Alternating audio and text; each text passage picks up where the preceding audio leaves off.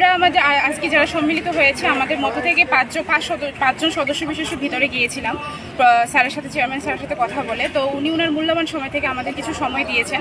তো আমরা যেটুকু দাবি ছিল, যার জন্য আমরা এখানে এসেছিলাম, স্যারের কাছে যে আশ্বাসটা নিয়ে, সেই আশ্বাসটা আমরা ওনার সামনে রেখেছি।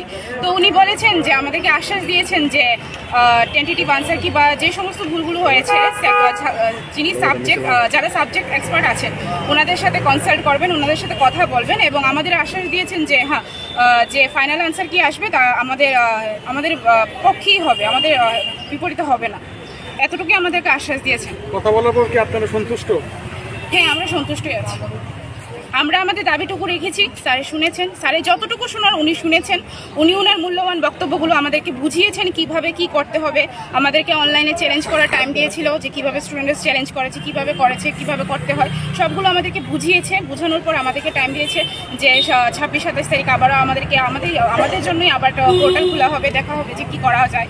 তারপর সাবজেক্ট এক্সপার্টের সাথে কথা বলবে এবং যে ফাইনাল আনসার কিটা আছে সেটা স্টুডেন্টদের পক্ষেই থাকবে। উনি এতটুকু আমাদেরকে আশ্বাস দিয়েছেন, এর থেকে বেশি আমাদেরকে কিছু জানায়নি।